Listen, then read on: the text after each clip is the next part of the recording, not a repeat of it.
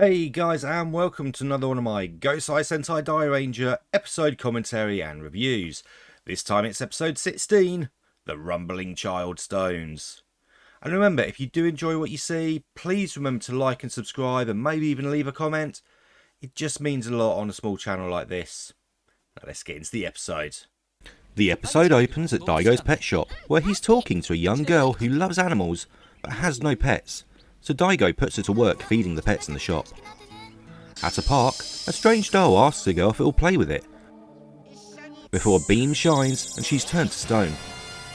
A Gorma walks up behind, declaring it's another failure, while the smaller one laughs.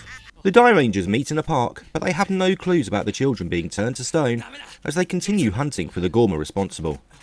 Elsewhere, the young girl bumps into Kujaku, who tells her to go to the park as Daigo returns to his shop, finding Yuki's keys. In the park, the strange doll shines its light on Yuki, but she doesn't change. Gaara and the Gorma declare it a success, and it proves she is a blood descendant of the Gorma tribe. As Gaara orders the Gorma to find more children, she is attacked by Kujaku, as elsewhere, Daigo can feel her ki. Daigo quickly joins the fight, but ends up bound with rope by the Gorma and made to dance. But he is saved by Kujaku, as he transforms and uses the Dairinken to cut the Gorma to pieces. But Gaara escapes with Yuki as, unseen, the Gorma reforms. As Daigo questions how to find Yuki, Kujaku reveals they can track her ki, admitting she was using the girl as bait. Much to Daigo's anger, as he asks her to return to her gentle self, but she says she will do anything for her revenge. At the Gorma hideout, Gaara has realised the only reason Yuki didn't turn to stone was because of Kujaku's brainwashing. As at the Rangers HQ, Master Kaku explains the Gorma's plans and sends the Rangers to catch up with Daigo. Elsewhere, Kujaku has found Yuki, but it's a trap, as chains appear, attaching to her ankles and wrists as Gaara appears to attack her. But Kujaku is able to fight back, disappearing with Yuki. Hiding on a boat, Yuki is tending to Kujaku as the woman apologises for using her as bait. But to her surprise, Yuki says Daigo said not to hate those who are hurt or suffering, as she reflects on what Yuki told her, before noticing Gaara approaching with some koptros and the ventriloquist Gorma. Kujaku is able to project her ki, and it's seen by Daigo, who arrives in time to protect Kujaku and Yuki, transforming and using his special skill to evade the Gorma. As the monster and Koptros arrive at the rail yard, the Dairangers appear and both sides fight, until the ventriloquist and Daigo face off one-on-one, with the Gorma having the initial advantage, until Daigo draws his weapons and uses two-sword slash before the others join him. But, despite being cut apart, the Gorma quickly reforms, as Daigo sees a vision of Kujaku, telling him the small puppet is the true Gorma, blasting it and defeating the ventriloquist. But the puppet uses an enlargement bomb, and the Rangers call on the Ki Beasts, quickly forming Dairano.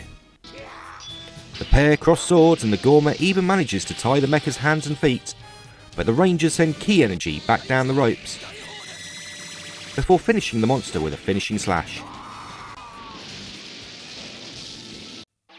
Back in the parks, the puppets all return to normal, as Yuki and Daigo are reunited, and he returns her ki.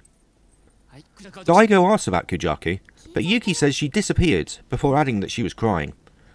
Elsewhere, Kujaku collapses in front of a picture of the Buddha, as one of her feathers drops off, and saying it's too late for her, she returns to the painting, as the episode ends.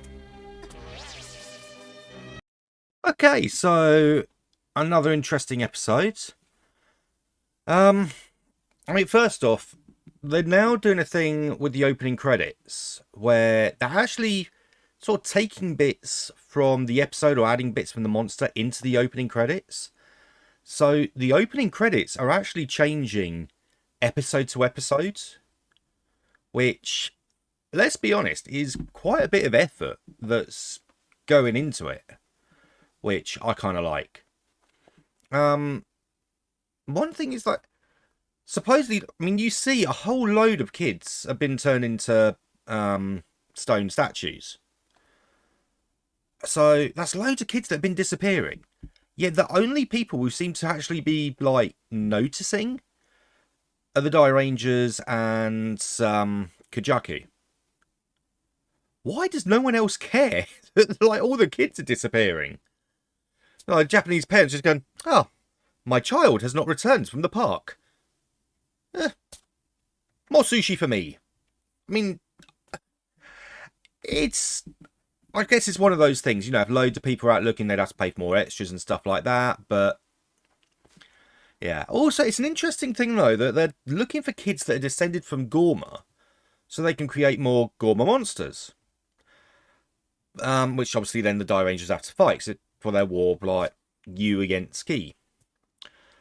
But surely, like, you find a kid that's, like, descended from Gorma, you then go to the parents, because then there's, like, potentially adult ones as well. But I guess, you know, Sentai's always been a bit of a kid's show, so let's focus on the kids, forget about the parents. Yeah. And I gotta say, Kujaku is starting to get on my nerves. I think this is only her 3rd episode. But the revenge kick is fine. I don't mind the whole revenge storyline. But running into really obvious traps where there's a giant target on the floor, and even the person you're about to rescue is going, no, it's a trap. There's little clues there. There are little clues that need to be paid attention to. So, but then at the end of it, she's losing her feathers. So, potentially not too many episodes left for Kujaku. I hope. As for the Gorma Monster of the Week, I like this one. The fact that the whole time everyone thinks it's like the big one. Everyone ignores like the little puppet one. But that's the actual Gorma. Which is why the big one keeps reforming. And then, of course, you know, when it goes giant, it turns into the bigger one anyway. But we get a giant sword fight as well. Again, Daijujin feels a little bit overpowered.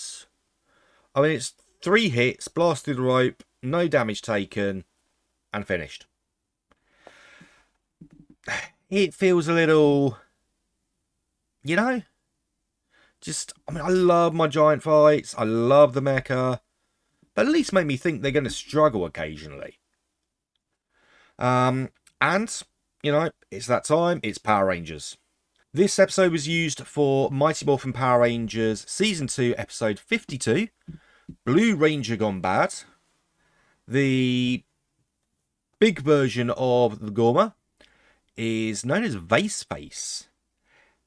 And literally watching the Power Rangers episode, because obviously I go through I skip through to find the Sentai footage, which is less and less now that obviously it's Dairanger footage and they're still using Dairanger suits.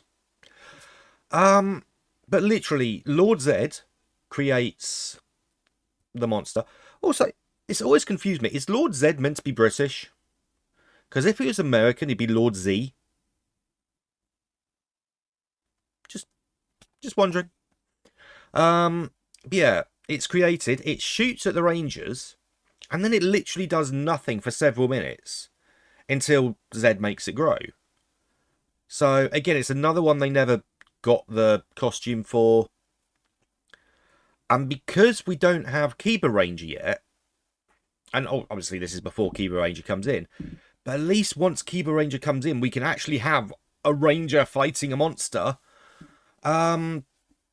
without them even having to have the costume, because they'll actually have a bit of footage. So, roll on Kiba Ranger. That's all I can say. No original footage. And it is actually edited, so the fight is actually with the Thunder Megazord and the Tiger Zord. Despite, like I said, Kiba Ranger not actually existing in Dairanger at this point. So, hats off to the editing team, you know, making their monster fight, like the giant monster fight, look like there's both swords involved. You know, I like that. It's clever, and it makes everything seem that little bit bigger. But, yeah,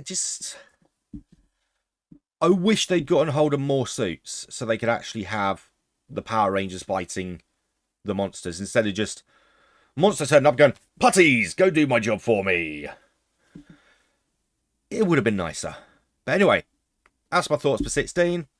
I'll see you guys next time with 17, because the new hero's going to arrive.